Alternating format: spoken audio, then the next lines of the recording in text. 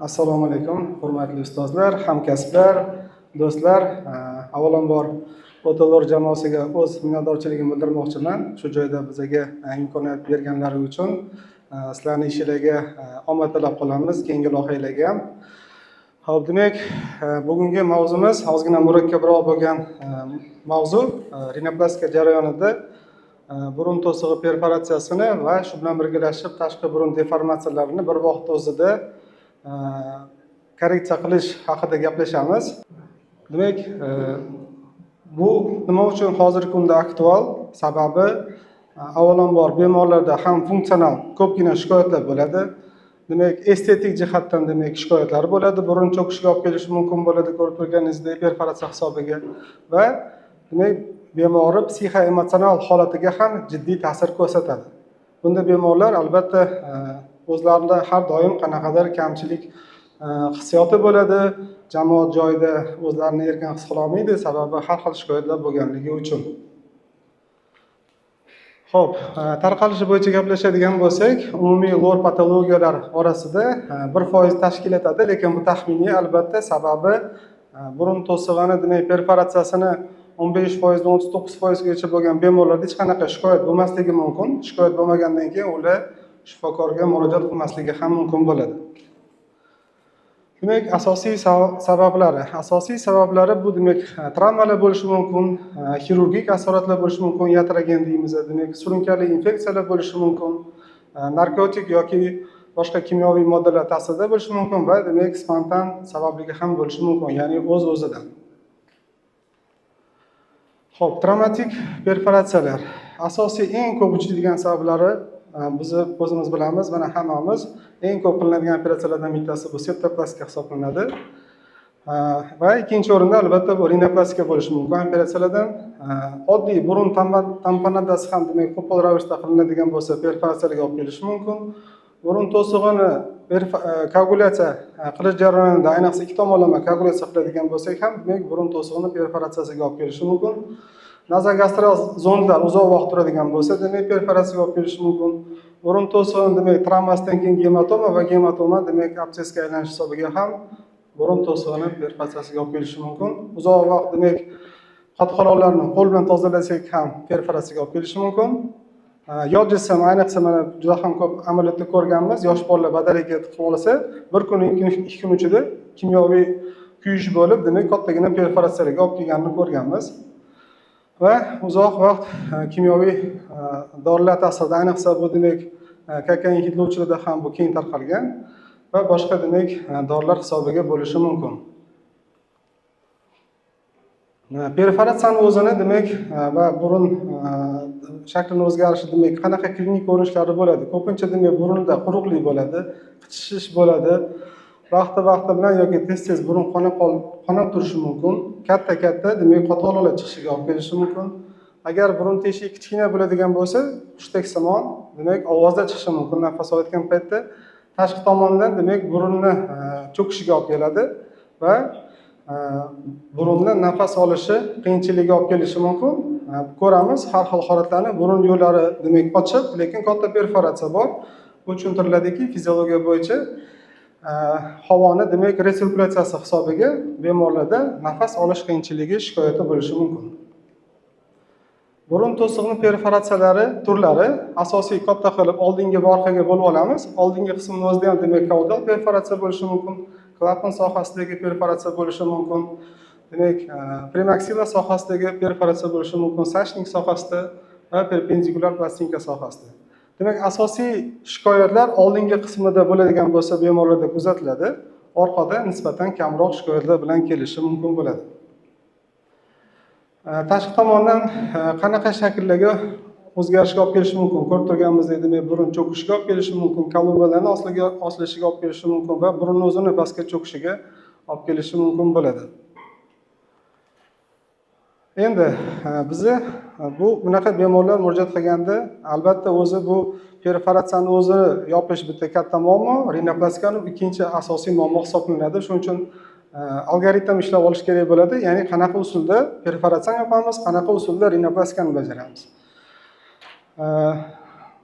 Yaqin 10 yil ichida bemalol aytishimiz mumkin bo'ladi, perforatsiyani ko'pchilik shug'ullanmagan, sababi natijasi yaxshi bo'lmagan deb aytishimiz ham mumkin. Va hozirgi oxirgi 10 yil ichida ancha samarali usullar paydo bo'ldi va biz bu yerda ham demak asosiy o'sha burun to'sig'ini qonbilan ta'minlashni hisobga olgan holatda va burunni teshigini qayerda joylashgani, katta kichikligi hisobga olib, demak shuni hisobga olganmiz. Ya'ni bu oldingi yetmaydal arteriyami yoki arteriya sphenoida palatina tarmog'idan olamizmi? Shular haqida hozir aytamiz. Demak, asosiy 4 guruhga bo'lib oldik perforatsiyani yamashi. Demak, birinchisi bu eng tarqalgan oldingi yetmaydal arteriyadan oladigan tarmoq hisobiga Kastenlov metodika bo'yicha qilinadi. Unda demak, bizni burun perforatsiyasi 1 santimetrdan katta bo'lmagan va burunning oldingi qismida joylashgan bo'ladigan bo'lsa, bu usulni qo'llaymiz. Ikkinchisi esa demak, katta perforatsiyalar 1 santimetrdan katta, 2 bo'lishi mumkin, 3 bo'lishi mumkin, 4 bo'lishi mumkin. Bunda eng katta qon bilan ta'minlanadigan loskut olinadi, ya'ni arteriya sphenoida palatina tarmog'i hisobiga. Bu demak, расширенный, ya'ni kengaytirilgan alabit loskuti deyiladi. Mana shu katta perforatsiyalarda bu juda ham yaxshi samarali usul hisoblanadi. Keyingi texnikamiz bu operatsiya paytida shunaqa holatlar bo'lishi mumkin. Perforatsiya bo'lib qolgan, lekin tikadigan bo'lsak, kelmasligi mumkin. Mana shu holatlarda buni ham o'rgatib aytib ketamiz. Bu bridge texnikasi deyiladi. Ya'ni yetmaganligi uchun tepadan yoki pastdan razrez qilib, tepada tog'ay bo'ladi, pastda bizda suyak bo'ladi. Shu asosini hisobga olib, bir tomonlama kesib, ikkita tomonlama loskutga keltirib olamiz. Va 4-chi guruhimiz bu L-strat loskuti hisoblanadi. Bu asosan juda ham perforatsiyamizni atrofi yomon holatda qilinadi, ya'ni atrofichniy holatda qilinadi. Bu haqida ham to'xtalib o'tamiz. Xo'p, rinoplastiya qanaqa usuldan foydalanadi? Asosiy mezon bu yerda boya aytganimizdek, burunni strukturasi, L strukturasi mustahkammi yo'qmi, o'shani to'g'ri baholashimiz kerak. Ya'ni burun cho'kib ketgan bo'lsa, albatta bu yoqda ochiq strukturali rinoplastiya haqida gap ketadi. Agar L strukturasi zarar yetmagan bo'lsa, unda albatta saqlovchi rinoplastiya qilishimiz mumkin bo'ladi, ochiq va yopiq usulda. Endi boya aytganimdek, o'zi bu perforatsiyani samaradorligi ko'p narsalarga bog'liq bo'ladi. Shuning uchun operatsiyani muvaffaqiyatga erishtirishimiz uchun bir nechta omillari bor. Birinchisi bu demak operatsiyaning joylashgan joyi, oldindami, orqadami? Demak, oldida bo'lsa, albatta ishlash osonroq bo'ladi. Perforatsiyani o'lchamiga albatta bog'liq bo'ladi.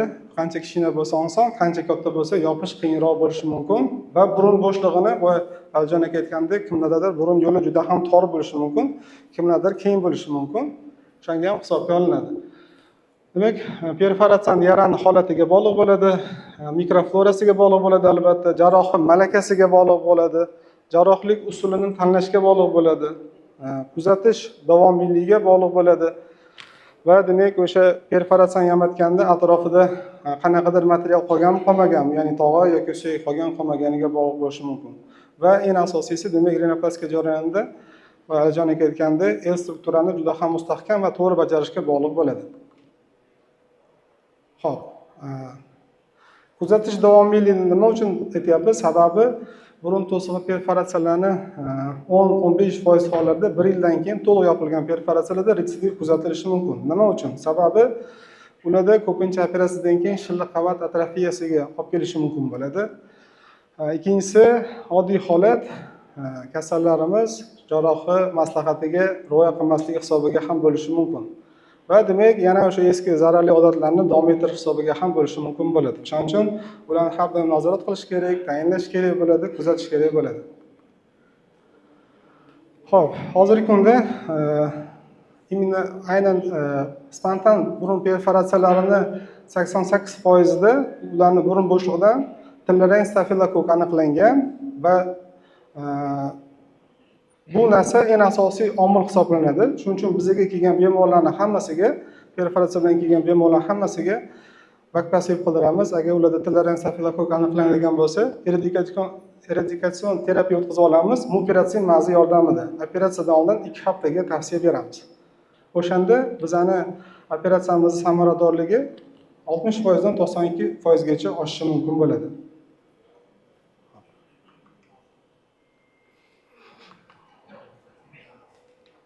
Demak, boya aytganimdek, burun to'sig'ini mana bu yomon holatdagi yarali atrofi, ya'ni juda ham atrofiyaga uchrab ketgan. Bunaqa burunga ajratish o'zi bir juda ham amr-mahol hisoblanadi, chunki sal-narsaga ham yetilib ketaveradi. Aynan mana shunaqa holatlarda buni kichkina bo'ladi odatda bunaqa perforatsiyalar. Bularga boya aytganimizdek Elstrad loskutidan foydalanamiz. Ya'ni mana ko'rib turganimizdek, tepa tomondan bir tomonlama kesma qilib olamiz. Buni tagida tog'ay bo'ladi. Qo'rqmasdan kesib, ajratib, aylantirib, har tomonni tikib qo'yamiz. Mana shu usul bunaqa holatlarda eng samarali hisoblanadi.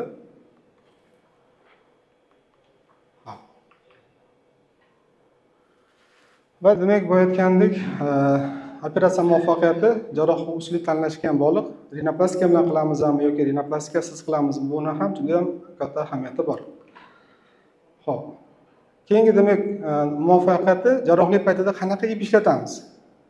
Jarrohlik paytida demak, to'g'ri ip tanlash kerak bo'ladi. Masalan, rapid vikril bu juda ham tez so'ruvchi ip hisoblanadi. 2 haftadan keyin so'rilib ketadi. Bu degani agar vikril rapid bilan tikiladigan bo'lsa, bizning choklarimiz qo'yib yuboradi va ertaga juda ham erta retsidivga olib kelishi mumkin. Va aksincha, parallen bu so'rilmaydigan ip va ko'pincha demak infeksiyalar ham chaqirishi mumkin, ehtimoli bor, yo'q emas. O'shaning uchun eng yaxshi tanlov bu yerda vikril yoki bo'lmasam PDS hisoblanadi. Mana PDS ko'rsak bo'ladi, antibakterial xususiyatga ham ega. Bular kamida 3 oy, 4 oy o'zini samarasini, effektini saqlab turadi.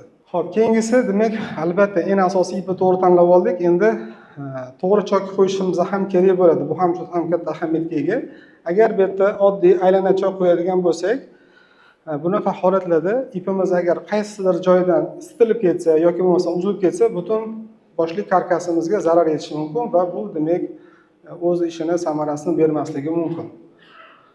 O'shaning uchun Oskar Ramirez, u plastik jarroh, peruanlik baliqchilar chokini taklif bergan. Bu baliqchilarning chokini asosiy maqsadi bu yerda ular qo'ygan qarmoqqa bog'lagan ipi bo'shab ketmaslik kerak bo'lgan. Baliq tutish uchun. Ya'ni bizda ham xuddi shunaqa maqsad, tikkan chokimiz bo'shamaslik kerak, qo'yavermaslik kerak. Shuni hisobiga bizda uzoq va samarali natija bo'ladi. Taxminan buni texnikasini tezgina ko'rsatishga harakat qilaman.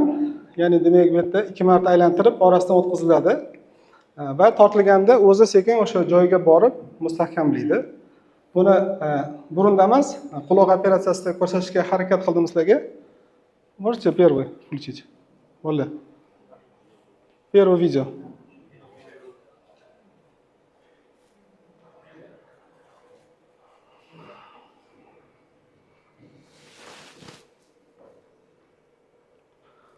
Bu yerda hozir oddiy chok qo'yilyapti. Va mana ozgina kuch beradigan bo'lsam, bu osongina bo'shab ketyapti. Ikkinchisini, marhamat. Ikkinchi video. Bu yerda mana shu biz aytayotgan baliqcha chokini qo'yapmiz. Ozgina qiyinroq tuyulishi mumkin, lekin bir marta o'rganib olsa, unaqa qiyinlik bo'lmaydi.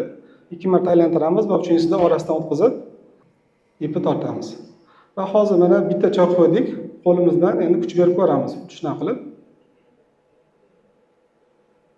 Mana ko'ryapsizlar, ip qo'yaverayotgani yo'q. Maqsad bu yerda shu, ikkita loskuti bir-biriga kelgandan keyin shu bo'shamaslik kerak. Shu bir-biriga tegish hisobiga ertaga yaxshi natija bo'ladi. Demak, endi profilaktika haqida ham gaplashamiz. Bilamizki, ko'pchilik bu yerda yoshlarga asosan bu qaratilgan, albatta. Hammamiz ham rinoplastika qilgan paytimizda perforatsiyalar bo'lgan. O'shaning uchun bo'lmasligi uchun meni maslahatlarim bor, ustozlardan o'rgangan maslahatlarimiz. Perforatsiya mana ustozimiz o'zi aytgan, bu ustozimiz Kazanda Krasnojar Vladimir Nikolaevich, sizlar birinchi perforatsiya qilishni o'rganasizlar. Ana perforatsiya qilishni o'rgangandan keyin uni yonmashni o'rganasizlar deb 2015-yil aytgan bizga. O'shanda hayron bo'lganmiz. Nima deyaptilar? Aslida aytmoqchi bo'lganlari mana vaqt soati bilan buni yamashni ham demak o'rganishni boshladik. Operatsiya paytida demak septoplastik operatsiyasining paytida bir tomonlama perforatsiya qilishimiz mumkin. Bu eng zo'r opitni xirurgda ham bo'lishi mumkin. Hech kim bundan xolis bo'lmagan, chunki juda ham qirrali burun to'siq peshayishlar uchraydi. Ana o'sha paytda ikki tomonlama skvoznoy perforatsiya qilmaslik tavsiya beriladi. Ya'ni bittasi oldida bo'lishi mumkin, o'ng tomon, chap tomon, orqa tomondan bo'lishi mumkin. Skvoznoy bo'lmagan hisobiga u o'zi yopilib ketishiga olib keladi. Demak, ikkinchi profilaktika bu superxondrial va superiostal qatlamda ishlash. Bu haqida hozir gaplashamiz. Agar operatsiya paydo bo'lgan bo'lsa, operatsiya paytida albatta uni tikib ketish kerak bo'ladi, erinmaslik kerak bo'ladi. Boya Alijon aka aytganlaridek, matras chokini qo'yayotganda odatda biza oxirida tugun qo'ymaymiz. Maqsad shu qon aylanishi buzilmasligi uchun boshdan oxirigacha tikib boramiz. Buni vikril rapidda tikamiz. O'zi u ichida to'xtab qolib singish xususiyatiga ega bo'ladi, bo'shash xususiyatiga ega bo'lmaydi. Va demak, septoplastik amaliyotni bajarayotganda L strukturaga putur yetkazmaslik kerak bo'ladi. Bitta ham bejizga qo'ymadim, bu ustozimiz Enrique Raboti, italiyalik professor olim, 2016-yil Moskvada rinoplastika kursiga borganimizda elementar shu bitta kichik narsani bizga o'rgatgan. Buni ko'pchilik bilishi mumkin, bilmaganlarga albatta bu oddiy stomatologik raspator deyiladi. Juda ham uchi ingichka bo'ladi. Septoplastikada juda ham ko'p foydalanamiz. Ya'ni razrez qilgandan keyin tog'ay usti pardasiga tushib olish uchun juda ham zo'r instrument bo'ladi. Bu ham ishingizni sifatini oshiradi, ham tezligini oshiradi va demak perforatsiya qilish ehtimoli juda ham kam bo'ladi. Shuning uchun bu ustozni rasmini qo'yib qo'yganman. Shu kichkinagina o'zgarish men ishimga ancha ko'p yengilliklar kiritib bergan. Boya aytganimdek, demak, agar operatsiya paytida iloji yo'q, perforatsiya bo'lib qoldi va ba'zida shunaqa bo'ladiki, shu darajada kelmasligi ham mumkin. Tikib qo'ysangiz ham o'rtada baribir yorug' turaveradi. Ya'ni bu yerda уже losk ketmaydi. Bu aytganimdek, bu yerda bridge texnikasini ishlatsak bo'ladi. Agar kerak bo'lsa bir tomonlama, bo'lmasa tepadan ham pastdan ham kesib, bo'shatib, tepaga shunday hisobiga demak ikkita loskotimiz bir-biriga bemalol kelaveradi. Buni ham qilsak, ertaga bu bemorib perforatsiyasini yamashga to'g'ri kelmaydi. Ya'ni siz ancha vaqtdan tejaysiz, ham bemor sizga shikoyat qilmaydi. Va boya Alijon aka aytgandek, L-strat albatta bu yerda mustahkam, maksimal mustahkam burunni demak tog'ayni qoldirish kerak. Oldidan ham tepadan ham cho'kmasligi uchun, o'zgarmasligi uchun da bu yerda hozir ozgina turbicha bo'lib qolgan. Alijon aka aytgandek, hamma bemorlarga avval holatda ishlatiladi bizda ham. Xo'p, endi keyslar bilan bo'lishib o'taman tezgina. Bu bemorimizda rinoplastika bo'lgan, ko'rsak bo'ladi. Burun demak yaxshigina cho'kkan, yoyilib ketgan, nafas olishga shikoyatlari bor. Demak, bularda 1 santimetrlik perforatsiya aniqlangan tekshirganimizda va ko'radigan bo'lsak, burunni demak uchi cho'kkan hisobiga tepaga ko'tarilib qolgan. O'zi bemorimiz Qozog'istondan kelgan, aziyatskiy hisoblanadi. Xo'p. Men bularda qanaqa reja tuziladi? Birinchi navbatda bularda struktura tekshirganimizda yo'q. Hozir bu videoda ham bor edi, bosilmadi.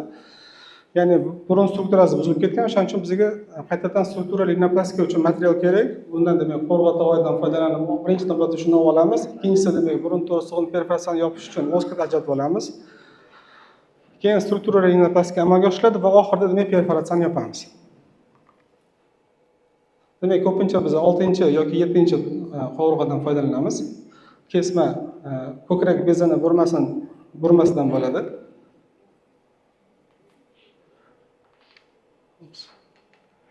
Bu yerda qovurg'ani olish jarayonini qo'yganmiz. Va bu yerda demak bemorimizga o'sha birinchi guruhimiz, ya'ni Castello bo'yicha qilganmiz. Sababi 1 santimetrdan katta bo'lmagan, oldida joylashganligi uchun. Va bu yerda demak strukturali rinoplastika amalga oshirilgan. Можете video включить, ребята?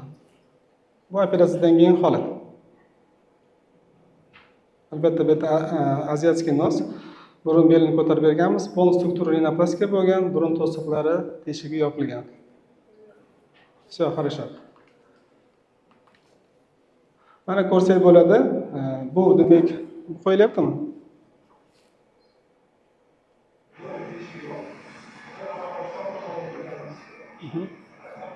Bu interoperatsion natijamiz, burun to'sig'imiz perforatsiyasi yopilgan.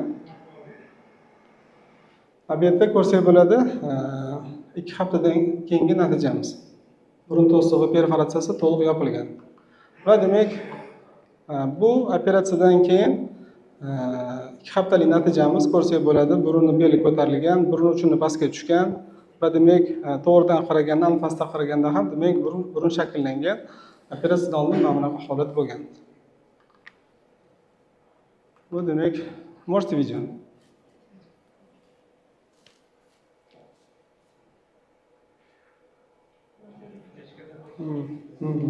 Хорошо, videosi qo'yilmayapti, afsus. Xo'p, keyingi bemorimiz, albatta hech esdan chiqdi, rasmga olmaylik, iltimos, bemorlardan ruxsat olinmagan. Bu bemorimiz 14-15 yoshida taxminan septoplastika bo'lgan va natijada demak katta perforatsiya bo'lgan. Burnimiz uchun juda ham cho'kib ketgan. Ko'rib turganingizdek, kolumbadan ham pastga osilib ketgan. Shuni hisobiga garbinga ham demak ko'rim qolgan. Mana bu perforatsiyasining razmeri 2,6 sm. Demak, bularda ikkinchi guruh bo'yicha olganmiz, ya'ni kengaytirilgan alabit loskutini olganmiz. Sababi loskutimiz ham katta, ham orqaroqda joylashganligi uchun. Bu demak, operatsiyadan keyingi natijalarimiz, burun perforatsiyamiz to'liq yopilgan va bu demak oldingi va keyingi holati. Yo'da rasmlar ham bo'lish kerak. Mana video в принципе ishlayapti. Ham video da.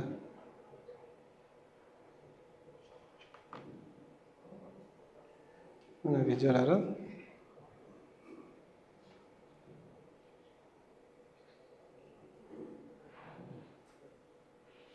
E'tibor berish kerak, bu yerda burun bemorimiz burni juda ham qalin bo'lgan. Shuning uchun aychoqlarimiz ozgina kuchliroq. Va demak, 3-keysimiz bularda ham xuddi shunaqa holat, 14 yoshlarida septoplastika bo'lgan va bularda undan ham kattaroq perforatsiya, 2,8 sm-lik. Burnimizni ko'rib turganingizdek, demak, yoyilib, cho'kishga olib kelgan. Mana bu videolari. Taxminan 2,8, 3 sm-ga yaqinroq perforatsiya deb aytsak bo'laveradi bemalol. Demak, bularga ham xuddi shunaqa texnika, alabit texnikasini qo'llaganmiz. Ya'ni kengaytirilgan alabit loskut olingan, arteriosfenoidal palatina tarmog'idan oluvchi. Bu operatsiyadan keyin ko'rsak bo'ladi, burun to'sig'imizning perforatsiyasi to'liq yopilgan.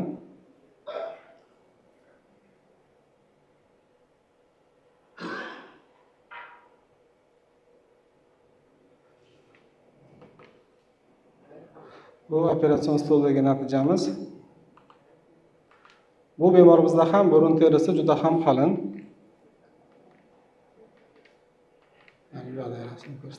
Xo'p, mana burun to'sig'ini demak do operatsiyasi, bu posle operatsiya. Bu ham demak 2 haftalik natija ko'rsak bo'ladi. Burun to'sig'imiz perforatsiyasi to'liq yopilgan.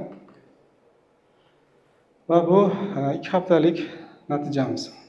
Ko'rib turganingizdek, burun uchi ko'tarilgan. Kolumbalarimiz ham yaxshigina ko'tarilgan. To'g'ridan ham demak burnimiz to'g'ri shaklga kelgan. Xo'p. Xulosa qiladigan bo'lsak, bu o'zi birdaniga ikkita muammo bilan kelish o'zi sal kamroq bemorlar murojaat qiladi. Bizning tajribamizda hozircha 12 ta bemor bo'ldi. Bir vaqt o'zida ham burun to'siq perforatsiyasini yopish, ham rinoplastika amaliyotini bajarish.